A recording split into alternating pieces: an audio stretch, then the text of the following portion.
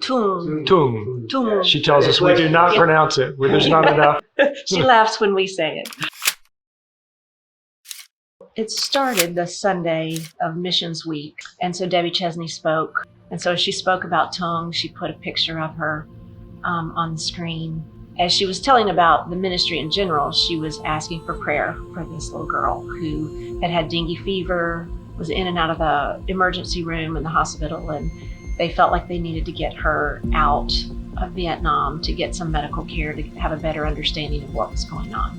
I had this picture in my head of her in the bedroom upstairs. We had 2 kids in college. There were spare beds in our house, and I could see her in the little room upstairs.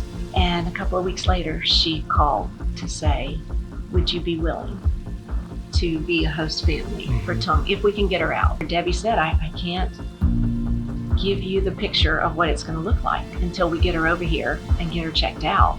She said, would you pray about it? In my heart, there was already a quick yes.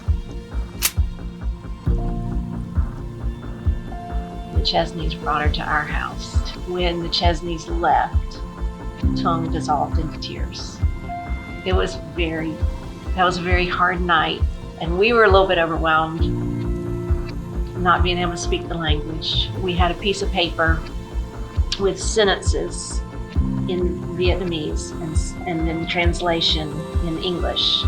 So Tung could look down the sentences and point to one, and we'd go across and know what she was trying to tell us. She also told us she was not used to sleeping in her own bedroom. Yeah. For her to be in a different country, different home, in a bedroom by herself instead of with all her homes of love sisters around her. It's real different.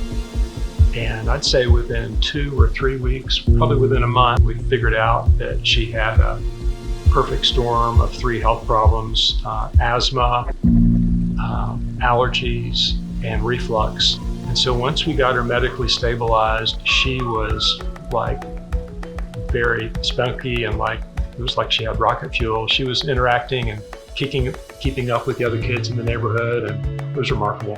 We had her about 6 months. So it's like we resolved a lot of the medical problems within a month. The beauty of that was then we had things that we already had planned. She was no longer there just to get health care at that point. That was resolved. And so we got the bonus of having her for all those months and life experiences and great family time.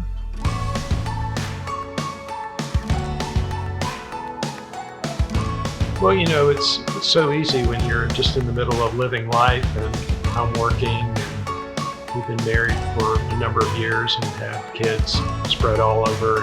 When Tung came into our lives, it really unified us. Hi, Tung. Hi. Hi.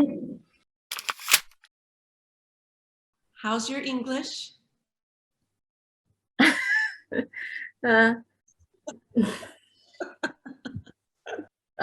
Not good and not bad. It's normal. Yeah. Okay, we have a little surprise for you. Okay. Who's coming? Oh my God. Oh.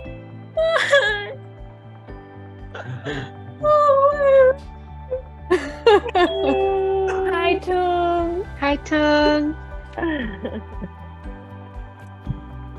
We miss you, Tung. Me too. I wish I could reach through the camera and give you a hug. How are you? Because when I grow up, I very, very miss you.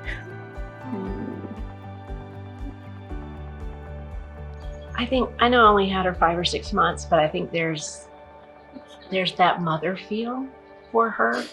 It's just different. She's not mine, but she feels like ours. And I don't even think we've fully seen the impact of what it did in our kids, or maybe what it did in Tung. I think we've seen it did a lot of things for us. as a Yeah. couple, as a family. Typically, we live in our day in, day out, what's in our circle right here. And I think being involved in the body of believers on a bigger scale is very enlightening, enriching, and transforming in a lot of ways. God calls us to pray. God also calls us to listen. That time of the little picture in my head of Tongue being in the bedroom upstairs was a time where God was speaking to me more than I was really praying. I don't think I realized until later, wow, I heard you. That will forever be one of the high points of our family, the time that we had with her.